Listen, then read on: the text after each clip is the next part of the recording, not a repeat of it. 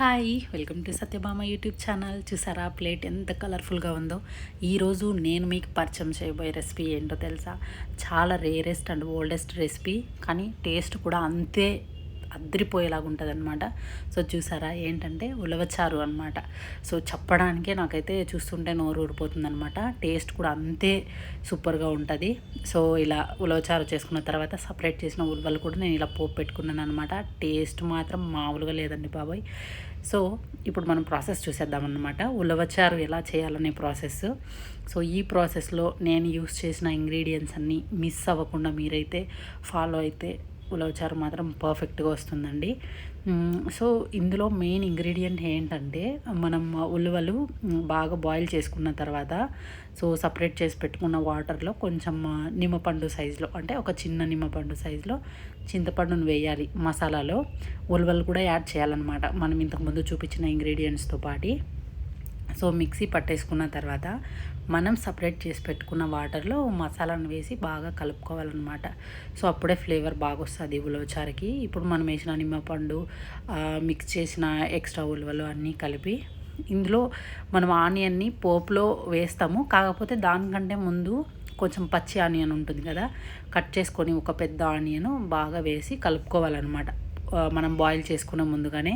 So ఈ onion వేసిన తర్వాత ఆ ఫ్లేవర్ కొంచెం యాడ్ అవుతుంది రసంకి, చాలా బాగుంటుంది. సో అందుకు ఇలా ఆనియన్ వేసి కలుపుకున్న తర్వాత ఒక 5 minutes బాగా బాయిల్ చేసుకోవాలి. బాయిల్ చేసిన తర్వాత మనం పోపు పెట్టుకోవాలన్నమాట.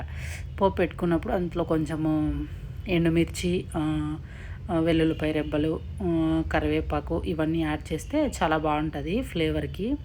పోపు వేసిన తర్వాత మనం ఉడికించుకున్న కడాయిలో వేసేసి బాగా మూత పెట్టేస్తే చాలా ఆ పోపు పెట్టిన ఫ్లేవర్ అందులో చాలా బాగా తెలుస్తుంది అనమాట. సో అందుకు సో రసం ఎలాగో రెడీ అయిపోతుంది. సో దాని తర్వాత మనం ముందుగా బాయిల్ చేసి పెట్టుకున్న ఉలవలు ఉంది కదా, దానికి కూడా అంటే మనం అలాగే తినొచ్చు, కాకపోతే పోపు పెట్టుకుంటే నాకు ఇష్టం అనమాట. నేనైతే అందుకనే పోపు పెట్టుకుంటాను.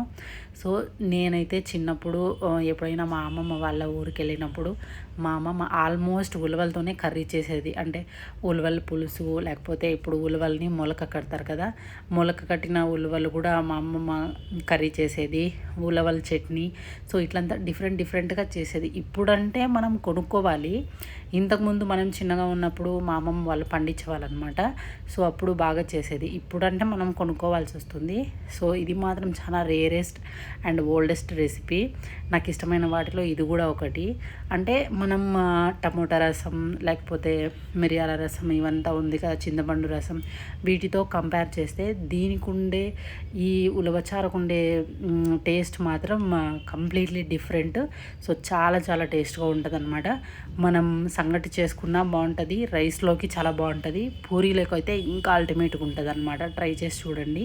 నేను ఎందుకు ఇలా చెప్తున్నాను అనేది మీకు కూడా బాగా అర్థమవుతుంది. సో ఇది ఏమంటే మనం ఆల్రెడీ బాయిల్ చేసి పెట్టుకున్న వాళ్ళకి పోపు పెడుతున్నాను అనమాట.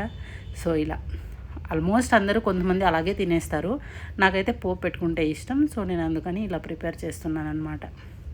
సో ఉలవచారు రెడీ అయిపోయిందనమాట. సో ఇంత ఓపికగా చూసినందుకు మీ అందరికీ thank you so much. Thank you for watching and please do share, like and subscribe. Enjoy the ulavacharu. Thank you. Bye.